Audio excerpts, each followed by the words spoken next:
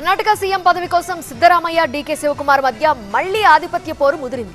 జనవరి 6న DK Shivakumar సీఎంగా ప్రమాణం చేస్తారని ఎమ్మెల్యే ఇక్బాల్ హుస్సేన్ చేసిన వ్యాఖ్యలపై రచ్చరాజుకుంది. సీఎం పదవిపై కాంగ్రెస్ హైకమాండే తుది నిర్ణయం అన్నారు సిద్ధరామయ్య. అయితే జనవరి 6న తాను సీఎంగా ప్రమాణం చేస్తున్నట్లుగా వస్తున్న వార్తల్లో నిజం లేదన్నారు డీకే శివకుమార్. కర్ణాటకలో సీఎం పదవిపై సిద్ధరామయ్య డీకే శివకుమార్ మధ్య గొడవ మళ్లీ మొదటికొచ్చింది. హైకమాండ్ ఆదేశాలకు కట్టుబడి ఉంటామని ఇద్దరు నేతలు చెప్తున్నప్పటికీ మైండ్ గేమ్ కొనసాగిస్తున్నారు. జనవరి 6వ తేదీన కర్ణాటక సీఎంగా డీకే శివకుమార్ ప్రమాణం చేస్తారని ఎమ్మెల్యే ఇక్బాల్ హుస్సేన్ సంచలన వ్యాఖ్యలు చేశారు. సీఎం పదవిపై ఇక్బాల్ హుస్సేన్ చేసిన వ్యాఖ్యలపై రచ్చ రాజుకుంది. ఈ వ్యవహారంపై స్పందించిన సీఎం సిద్ధరామయ్య ముఖ్యమంత్రి పదవిపై హైకమాండే తుది నిర్ణయమని మరోసారి స్పష్టం చేశారు.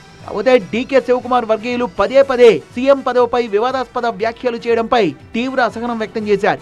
ఆదివారం ఢిల్లీలో రామ్లీలా మైదానంలో నిర్వహించే ఓట్ చోరీ నిరసన సభకు తను హాజరవుతానని తెలిపారు సిద్ధరామయ్య.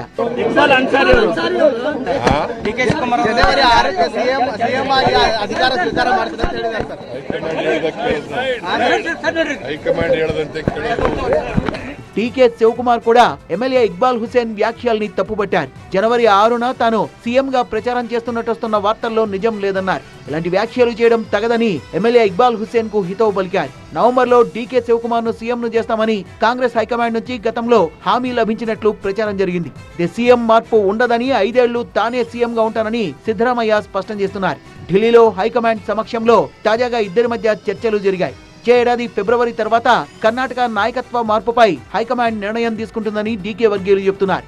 సిద్ధరామయ్య కూడా వ్యూహాత్మకంగా పావుల్ని గదుపుతున్నారు. తనకే మెజార్టీ ఎమ్మెల్యేల మద్దతు ఉందని చెప్తున్నారు. 100 మందికి పైగా ఎమ్మెల్యేల మద్దతు తనకే ఉందని సిద్ధరామయ్య స్పష్టం చేస్తున్నారు. డీకే వర్గీయులు రెచ్చగొట్టే వ్యాఖ్యలు చేస్తున్నప్పటికీ సంయమనం పాటించాలని తన వర్గీయులకు సూచించారు. డీకే శివకుమార్ తీరు వల్లే సీఎం పదవిపై పదే పదే గందరగోళ పరిస్థితి నెలకొందని సిద్ధరామయ్య కుమారుడు యతీంద్ర మండిపడ్డారు.